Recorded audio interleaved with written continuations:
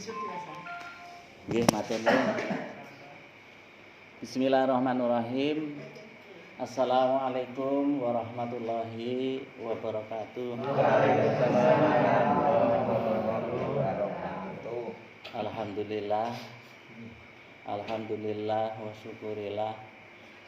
Asyhadu an la ilaha illallah wahdahu la syarikalah wa asyhadu anna Muhammadur Rasulullah. Allahumma sholli ala sayyidina Muhammad wa ala ali sayyidina Muhammad. Rabbi syrahli sadri wa yassirli amri wa hlul 'uqdatam min lisani yafqahu qauli. Amin. Bapak Ibu ingkang kula hormati, pengajian rutin setiap malam Jumat Masjid Al-Muhajirin Perumahan Sendang Siwani RT 2 RW 8 Ngalian Singotutan Selogiri Wonogiri ingkang kula hormati, sumangga saderengipun kawula dherekaken ngaturaken puja pujiastuti wonten ing asadalan Gusti ingkang akarya jati.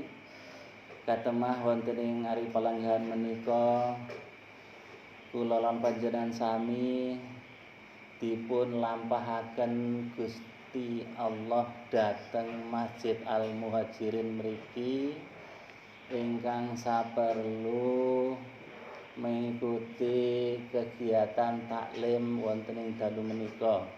Kalis sambikala boten manggih alangan setunggal menapa. Alhamdulillahirabbil alamin.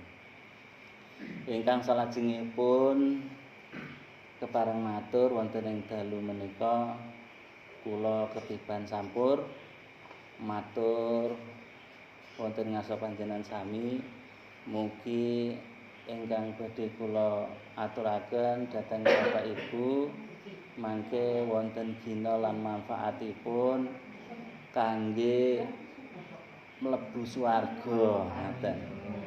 Bapak Ibu, kula lan panjenengan sami pitados bilih kula lan panjenengan sami ingkang ngrasuk agami Islam menika sampun sawetawis wedar. Nek kula nggih sampun 50 taun. Nek bapak ingkang sebelah kula menika mungkin malah langkung. Pak Jata menika 79 nggih. Nek Pak Jata nggih pun 60 lebih nggih, Pak. Pak Narto nggih pun lebih 60. Nah, sadangunipun perjalanan kula ngrasuk agami Islam 20 taun ya punjul. Kula menika selalu napa menika berusaha untuk meningkatkan anggenipun meniti ajaran Kanjeng Nabi menika. Lah tibaipun sadangunipun 50 taun menika kula sareng kula gigiti, sareng kula teliti, sareng kula renung-renungkan ternyata kula niku nyembah sing sak sanese Gusti Allah. Ternyata kula niku malah dadi Tuhan dhewe ngoten. Dadi sadangunipun 50 taun kula nyembah hawa nafsu kula dhewe. Niku sing kula lampahi. Pramila wonten ing dalu menika badhe kula wedharaken wonten ngarsa panjenengan sami, mugi-mugi mangke saged menginspirasi wonten gina manfaatipun dhateng kula lan panjenengan sami kangge mlebu swarga kados ingkang kula aturaken ing ngajeng. Kenapa kenging menapa kok kala wau kula sadangunipun 50 taun ternyata sing kula sembah niku seneh Gusti Allah. Awit ngeten. Awaludini ma'rifatullah. Pertama kali kita beragama itu adalah untuk mengenal Allah. Lah sadangunipun kula ngrasuk agami Islam sing dangune 50 taun, ternyata sing kula kenal niku Didi Gusti Allah. Lah sinten sing kula kenal? Sing kula kenal selama 50 taun niku ternyata namung jenenge Gusti Allah. Dadi kula dereng kenal kalih sing duweni jeneng Allah niku wau. Awit ngeten Bapak Ibu, kula nggih pitados bilih latar belakang kula lan panjenengan sami ngraso agami Islam niku nggih benten-benten. Enten sing ngraso agami Islam niku mergo bapak ibune Islam terus melu Islam. Enten sing ngelbu Islam niku mergo mbah-mbahe Islam terus melu agama Islam. Lajeng ugi wonten sing mlebu agama Islam mergo lingkungan di sekitarnya niku oke-oke ya agami Islam. Pramila ngaten, latar belakang kula lan panjenengan sami sak mboten menika mboten sami. Wonten sing mung anut grubyuk kalian tiyang sepuh, pramila anggenipun ngaji dhateng agama Islam kados kula menika sadangunipun 50 taun gandeng mboten digurukan, tebake kula niku malah nyiptakne Tuhan dhewe secara tidak sadar ngoten.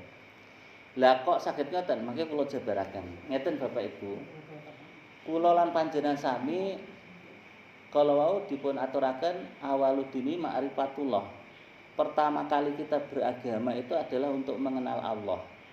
Nek sing jenenge nindakake amalan agama kados sing diajarkan Kanjeng Nabi Rasul Muhammad sallallahu alaihi wasallam niku dereng kenal kalih sing jenenge Gusti Allah. Lah niku napa iso nyembah? Berarti sing kula sembah selama 50 tahun niku ternyata senes Allah. Karena kula pada waktu niku dereng kenal kalih Allah niku wau. Sing kula kenal mung jenenge Allah. Padahal ngenal Allah niku wonten sekawan tingkatane. Aja gur kenal jenenge ning ya kenalo af'alullah, kenalo tumindake Allah atau perilakunya Allah, terus kenalo asmaullah jenenge Gusti Allah, terus kenalo sifat-sifate Gusti Allah, terus yang terakhir kenalo karo zate Gusti Allah. Lah selama niki sing kula pelajari ya gur jenenge Allah, Tuhanku Allah. Saya mempunyai keyakinan ngoten. Ning kula dereng ngerti Gusti Allah ki ning endi. Gusti Allah ki kepiye? Gusti Allah ki sapa? Pramila sadangunipun 50 taun ternyata sing kula sembah niku mung jenenge Gusti Allah. Padahal nek jenenge Allah, nek mung jenenge sing disembah, nggih niku istilahnya padha kaya nyembah berhala, padha kaya melakukan kesyirikan. Niku sing kula lampahi ngoten. Pramila ngeten Bapak Ibu, para sedherek jamaah ingkang kula hormati, supados kula lan panjenengan sami anggen nindakaken agama Islam menika jejeg kados ingkang dipun ajaraken dening Kanjeng Nabi Rasul Muhammad sallallahu alaihi wasallam, kita harus mengenal Tuhan itu sendiri.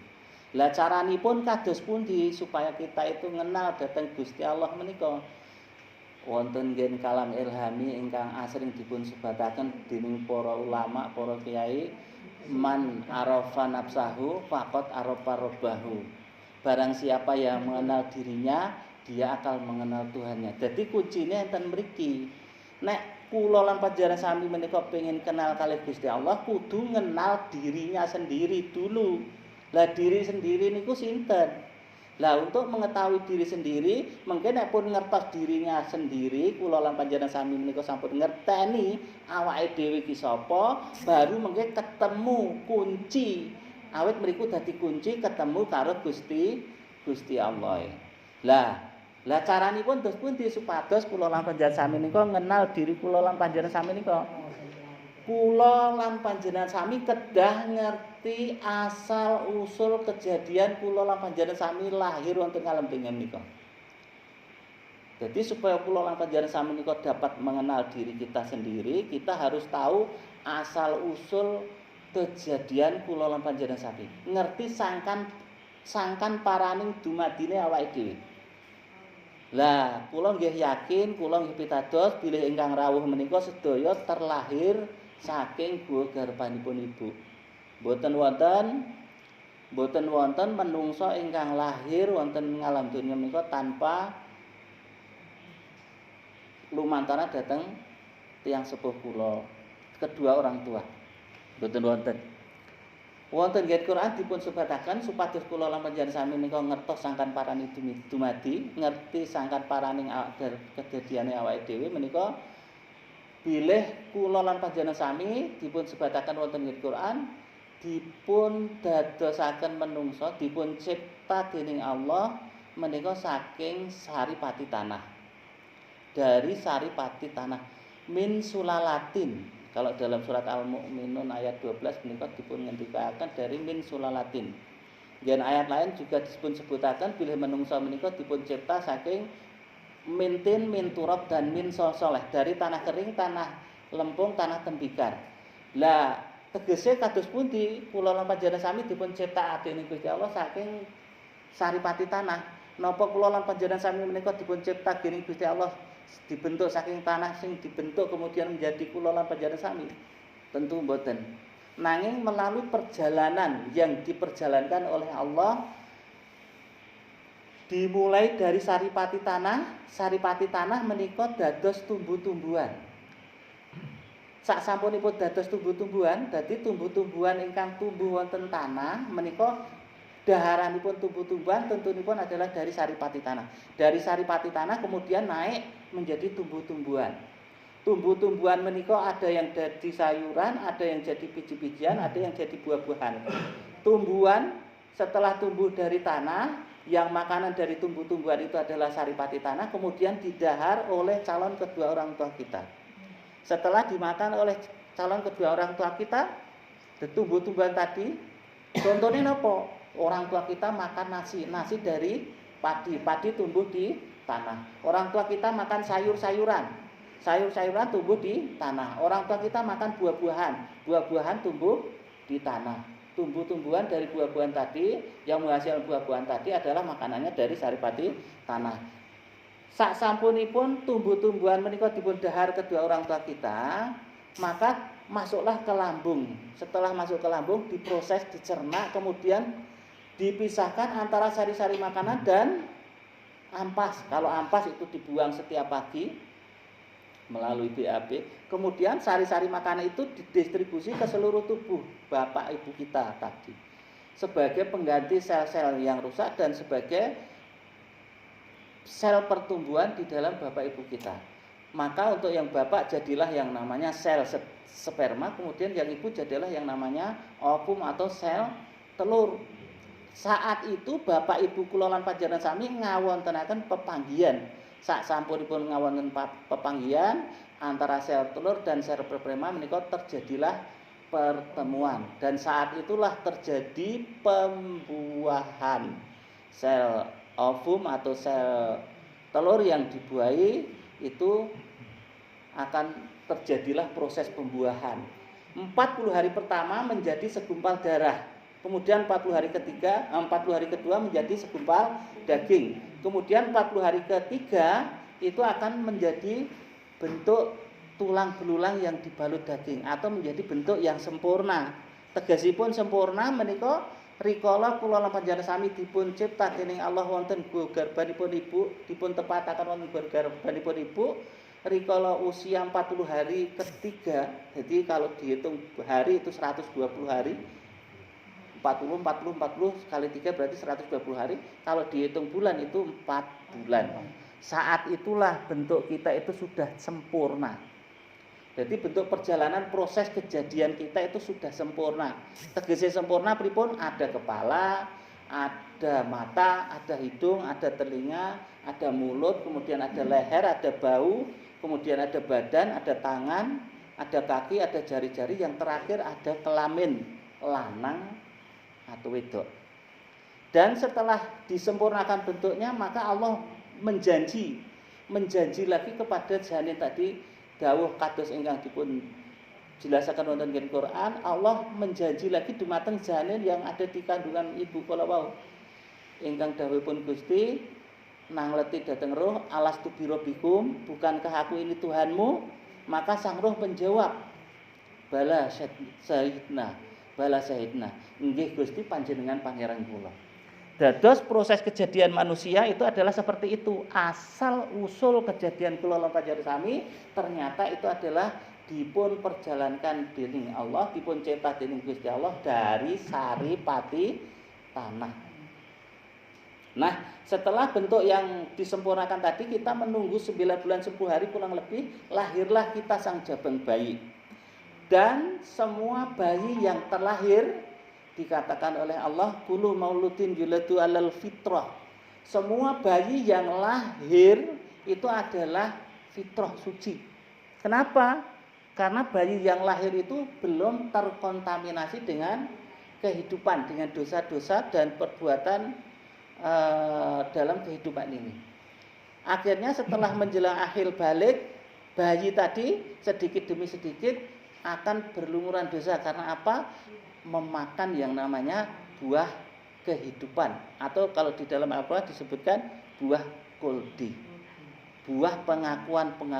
Jadi nanti yang berkaitan dengan sifat-sifatnya Allah. Nah, disitulah Bapak Ibu para jamaah ingkang kula hormati, asal usul kejadian kula lan panjenengan sami, ternyata kula lan panjenengan sami menika dipun cipta dening Gusti Allah saking saripati tanah. Kesimpulane, kula lan panjenengan sami niku hanya makhluk yang diciptakan. Jadi wonten ing ati kula lan panjenengan sami kudu duweni kesadaran bahwa kula lan panjenengan sami menika hanya makhluk yang diciptakan oleh Allah. Kalau kita itu hanya makhluk yang diciptakan oleh Allah, sudah barang tentu yang namanya makhluk, yang namanya manusia itu tidak bisa apa-apa dan tidak punya apa-apa. Loh, tapi kenyataannya Pak, kita hidup di dunia ini bisa apa-apa dan punya apa-apa. Kita bisa apa-apa, kita punya apa-apa karena adanya ruh.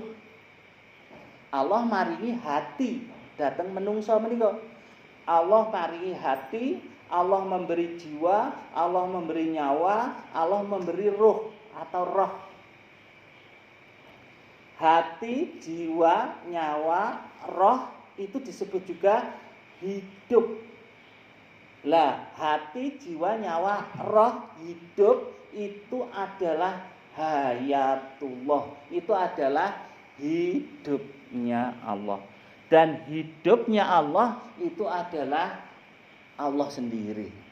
Mekaten. Jadi di dalam diri manusia, karena manusia itu hanya ciptaan Allah, yang perlu kita sadari bahwa manusia itu adalah tidak bisa apa-apa dan tidak punya apa-apa. Adanya manusia itu bisa apa-apa dan punya apa-apa karena Allah memfasilitasi, Allah memberi yang namanya hati, jiwa, nyawa, roh, hidup, hayatullah tadi. Hati di sini adalah merupakan pusatnya hidupnya manusia ini, pusatnya pusere niku enten ing ati niki. Mula Kanjeng Nabi nate dawuh di dalam diri manusia itu ada sekerat daging. Di dalam diri manusia itu ada segumpal daging. Kalau dia baik, maka akan baiklah semuanya. Kalau dia rusak, maka akan rusaklah semuanya. Ketahuilah bahwa sekerat daging atau segumpal daging itu adalah disebut hati. Dan hati itu bukan berarti fisik hati yang ada di dalam diri kita yang sebelah kiri, atau yang ada di dalam setiap diri hewan. Hati yang bisa disambal goreng itu bukan. Hati di sini adalah kata lain, kata ganti dari jiwa. Kata lain dari nyawa, kata lain dari roh, kata lain dari hidup, kata lain dari hayatullah. Itu tadi. Jadi manusia adalah isone opo-opo karo isone duwe opo-opo itu karena adanya hati, adanya jiwa, adanya nyawa, adanya roh, adanya hidup, adanya hayatullah dan adanya Allah itu sendiri. Tanpa adanya itu, manusia itu tidak bisa apa-apa dan tidak punya apa-apa. Makanya sebagai kunci daripada kula lan panjenengan sami ngabdi dhateng Gusti Allah menika harus sadar sesadar-sadarnya bilih kula lan panjenengan sami menika mboten isa napa-napa dan mboten duwe napa-napa. Adanya kula bisa napa-napa lan duwe apa-apa itu adalah karena adanya hati, adanya jiwa, adanya nyawa, adanya roh, adanya hidup, adanya hayatullah, adanya Allah itu sendiri. Maka pusernya adalah ada di hati menika. Menika artinya sak sampunipun menika berarti kula lan panjenengan sami ngerti nek awake dhewe, ngerti sejatine awake dhewe. Oh, ternyata sejatine menungso itu adalah hanya makhluk yang diciptakan Allah. Hanya makhluk. Yang mana makhluk itu adalah sifatnya. Itu adalah Adam. Kebalikan dengan sifat-sifatnya Allah. Manusia itu tidak ada bersifat Adam, kebalikan dari sifat-sifat 20 sifat-sifatnya Allah, sifat wajibnya Allah. Manusia itu tidak ada. Contohnya kula 50 tahun yang lalu, 53 tahun yang lalu, umur kula pun 53. Saya 53 tahun yang lalu itu tidak ada. Saya adalah gaib. Karena saya belum diciptakan. Kemudian saya ada itu karena ada yang menciptakan. Karena saya diciptakan, bukan ada dengan sendirinya. Maka ini yang harus menjadi kunci. Terus dalam menapai perjalanan kita nanti akan kembali kepada Allah, rojiun kepadanya. Jadi kita awalnya tidak ada, nanti akan kembali kepada tidak ada. Karena kita hanya diadakan tadi. Itu yang pertama. Kemudian yang kedua, kita itu bisa apa-apa karena adanya hati, karena adanya jiwa, karena adanya nyawa, karena adanya ruh, karena adanya hidup, karena adanya hayatullah, karena adanya Allah sendiri. Tanpa itu kita tidak ada. Nah, Bapak Ibu dan saudara-saudara jamaah yang kula hormati, sak sampunipun kula lan panjenengan sami menika mengerti jati diri kula, man arafa nafsahu, barang siapa yang mengenal dirinya bakal mengenal Tuhannya. Ternyata Tuhan itu adalah hidup itu sendiri. Tuhan itu adalah yang hidup di dalam diri kita ini. Jadi Tuhan itu adalah yang menghidupi di dalam diri kita. Tuhan adalah yang hidup di dalam diri manusia. Tuhan adalah yang hidup di dalam diri tumbuh-tumbuhan. Tuhan adalah yang hidup di dalam diri hewan. Tuhan adalah yang menghidupi seluruh makhluk ciptaannya. Jadi Tuhan itu sendiri adalah hidup itu sendiri. Karena hidup itu adalah hayatullah. Kita tanpa hidup tidak bisa apa-apa. Kita tanpa hidup tidak bisa kemana-mana. Contoh, kita sholat. Bisakah kita sholat tanpa hidup? Tanpa roh? Tidak bisa.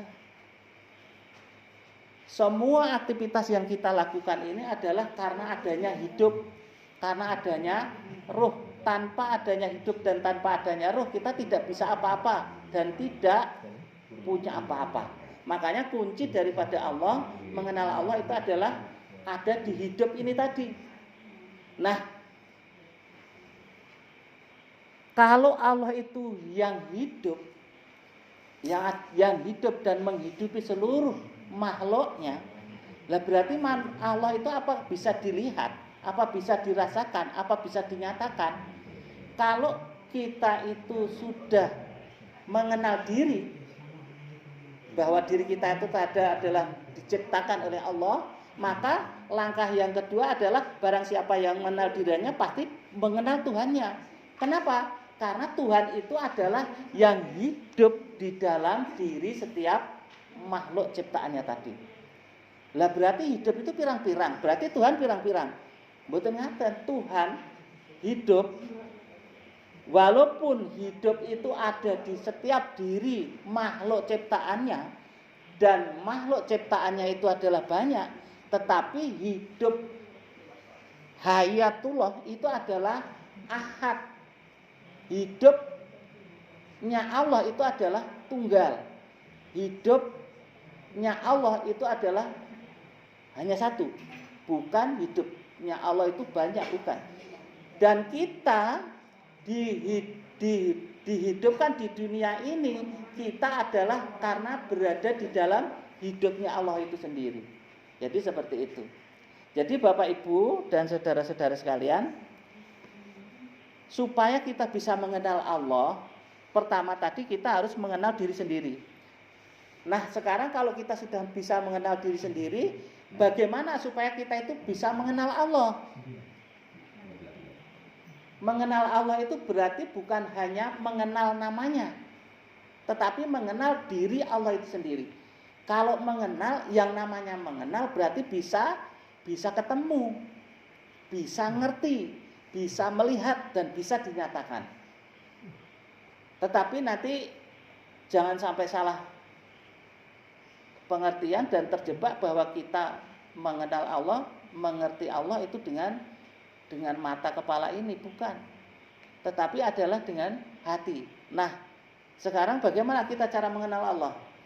Kalau Allah itu yang hidup di dalam diri kita, Allah itu yang hidup di dalam diri tumbuh-tumbuhan, Allah itu yang hidup di dalam diri hewan, Allah itu yang hidup di dalam seluruh makhluk ciptaannya. Apa seluruh makhluk ciptaannya? Ya banyak.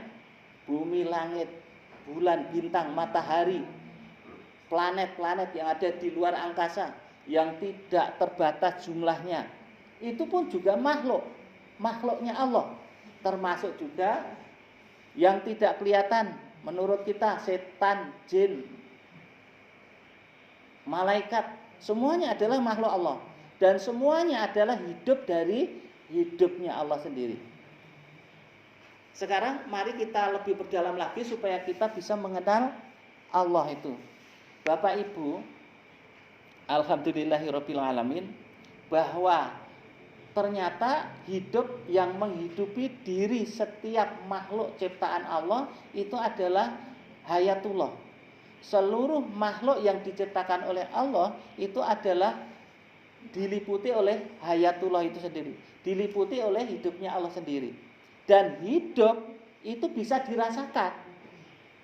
Nun sewu, kita bisa membedakan antara orang yang mati dan orang yang hidup. Orang yang mati itu apa bedanya dengan orang yang hidup? Bapak Ibu semuanya saya yakin sudah semuanya tahu dan bisa membedakan antara orang yang mati dan yang hidup. Orang yang mati itu adalah terbujur kaku. Kenapa orang yang mati itu terbujur kaku? Karena sudah terpisah dengan yang namanya roh atau dengan yang namanya hidup tadi. Yang menyebabkan manusia hidup tadi kan roh tadi, atau hidup itu tadi sebutannya. Nah, kalau kita bisa membayangkan atau membandingkan atau bisa melihat, yang namanya orang mati itu tidak bisa melihat, tidak bisa bergerak, tidak bisa apapun. Karena apa? Sudah ditinggalkan oleh yang namanya hati, jiwa, nyawa, roh, hidup tadi.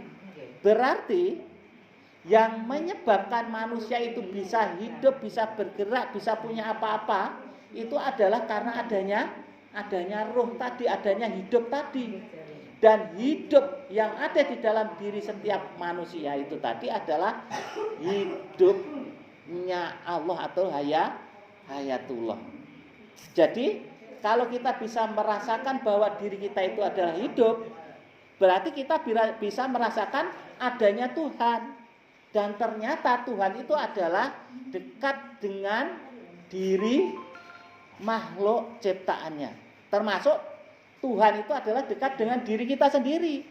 Makanya ya Muhammad, di dalam Al-Quran dijelaskan, kalau umatmu bertanya tentang aku Allah, aku tidak jauh dari urat nadi. Berarti Allah itu ada di dalam diri kita, ada di dalam diri setiap manusia. Tapi karena saking dekatnya, kita kadang malah tidak tahu, malah koyoknya malah tertutup seperti itu. Padahal Allah itu dekat. Kalau Allah itu tidak jauh dari urat nadi, berarti yang berkaitan dengan urat nadi apa? Ya hidup itu tadi. Karena adanya manusia itu bisa hidup itu karena tandanya ada denyut, ada detak jantung tadi. Jadi Allah itu tidak jauh dari urat nadi. Ternyata Allah itu adalah yang hidup itu sendiri. Jadi Allah itu adalah keberadaannya bisa dirasakan oleh setiap diri manusia bagi mereka yang sudah mengenal Allah. Itu yang pertama. Setelah manusia itu bisa merasakan hidup, bisa merasakan keberadaannya Allah, bisa merasakan keberadaan hayatullah, berarti lanjut yang kedua, kita bisa membedakan antara orang yang mati dan yang hidup, bisa membedakan antara makhluk yang mati dan yang hidup. Kalau kita bisa membedakan antara makhluk yang mati dan yang hidup, berarti secara langsung manusia itu adalah bisa melihat Allah itu sendiri. Tapi ingat bahwa yang kita gunakan untuk melihat adalah bukan panca indera kita, tetapi dengan hati kita, dengan jiwa kita, dengan nyawa kita, dengan roh kita, dengan hidup yang ada di dalam diri kita, dengan hayatullah sendiri. Jadi pada prinsipnya yang bisa mengenal Allah itu adalah hayatullah sendiri. Yang bisa mengenal Allah adalah Allah sendiri. Allah yang ada di dalam diri manusia itu sendiri. Jadi yang bisa mengenal Allah adalah Allah sendiri, bukan manusianya. Kalau manusianya tidak ada yang bakalan bisa mengenal Allah. Karena manusia itu sifatnya adalah Adam. Manusia sifatnya tidak ada. Manusia ada karena diadakan. Manusia ada karena ada yang ada. Yang ada telah ada sebelum kita ada. Jadi manusia itu ada karena ada yang mengadakan. Manusia itu ada karena ada. Yang ada telah ada sebelum kita ini ada. Siapa yang ada itu? Yang ada itu adalah ya Allah itu sendiri, ya hayatullah itu sendiri. Itu yang kedua. Jadi setelah kita bisa merasakan hidup, berarti kita bisa merasakan bahwa kita ini adalah dalam kehidupan Allah, dalam keberadaan beserta dengan Allah, dalam keadaan ahad dengan Allah, dalam keadaan tunggal dengan Allah, dalam keadaan satu dengan Allah, dalam keadaan bersama dengan Allah. Itu yang pertama. Terus yang kedua, kalau kita sudah bisa membedakan antara yang mati dan yang hidup, berarti kita sudah bisa menyatakan Allah, menyatakan keberadaan Allah. Oh, ternyata Allah itu ada, karena Allah itu adalah bedanya, bisa dibedakan antara mati dan hidup. Itu yang kedua. Jadi bisa merasakan, bisa menyatakan, dan bisa melihat.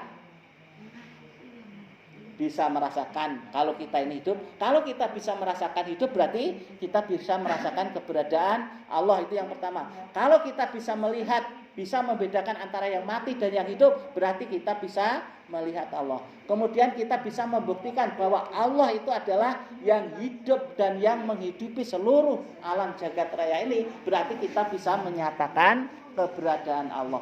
Jadi ini adalah kaitannya dengan keislaman kita. Kalau kita itu mengaku orang Islam tetapi belum mengenal Allah, berarti kula lan panjenengan sami niku dereng Islam. Islamnya angel, tapi sebetulnya gampang. Lah nggih. Nek dirasane angel, tetapi Islam iku mudah.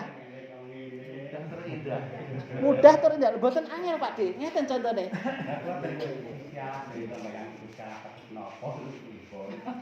Dados kados sing kula aturaken wau kula ambali. Nuwun sewu kula ambali. Untuk mengenal Allah itu diawali dengan mengenal diri. Mengenal diri. Barang siapa yang mengenal dirinya pasti mengenal Allah. Man arafa nafsahu faqad arafa rabbahu. Barang siapa yang mengenal dirinya, dia pasti mengenal Tuhannya, kan ngeten. Nah, ternyata yang hidup di dalam diri setiap cetakannya itu adalah hayatullah itu sendiri. Yang hidup di dalam diri seluruh cetakannya adalah ciptaan Allah sendiri. Nggih, nggih. Oke. Dados Bapak Ibu dan saudara-saudara sekalian, sakderengipun kula tarik kesimpulan, kula lan panjenengan sami menika ngrasuk agami Islam menika boten cekap namung belajar syariat ngoten. Ning kula lan panjenengan sami kedah meningkatkan dhateng belajar hakikat. Lah hakikat niku napa? Contone hakikat niku ngeten lho. Kula lan panjenengan sami menika hakikatnya tidak ada karena kula lan panjenengan sami sifatnya adalah Adam. Manusia itu tidak ada. Tetapi kita itu ada karena diadakan. Kita ini wujud karena diwujudkan. Lah wujud kita ini adalah bukan wujudnya manusia, bukan wujudnya manusia diri hamba, tetapi sebagai wujudullah. Seperti itu. Jadi Bapak Ibu dan saudara-saudara sekalian yang berkaitan dengan mengenal diri dan mengenal Allah, mungkin saya punggel semanten rumiyin karena keterbatasan waktu. Mungkin nanti kalau ada waktu nanti bisa kita sambung lagi karena ini belum tuntas ya, belum tuntas, masih ada sambungan dan berkaitan dengan seluruh ibadah kula lan panjenengan sami. Ibadah kula lan panjenengan sami menika nek dereng mengenal Allah ya istilahnya ibadah kula lan panjenengan sami nyembah sapa? Nyembah angan-angan kan ngoten. Dereng nyembah, dereng bakalan sampai kepada Allah, mboten bakalan sampai kepada Allah. Ngaten, karena yang kita sembah hanya angan-angan ngaten. Terus ngaten rumiyin Bapak Ibu, mungkin nanti mbok pilih wonten wedal malih kita sambung malih kaitannya dengan keimanan dan ketakwaan kula lan panjenengan sami. Iman kula lan panjenengan sami menika kedah dugi datang keimanan yang hakul yakin, keimanan yang bisa dibuktikan. Jadi nek kita beriman kepada Allah, berarti kita juga harus bisa menyaksikan Allah pertama. Terus yang kedua bisa melihat Allah, dan yang ketiga bisa menyaksikan Allah. Tanpa itu kita berarti imannya itu masih iman palsu. Imannya masih iman bohong-bohongan ngaten. Mekaten Bapak Ibu nyun pangapunten mbok pilih wedal kula terlalu merojok.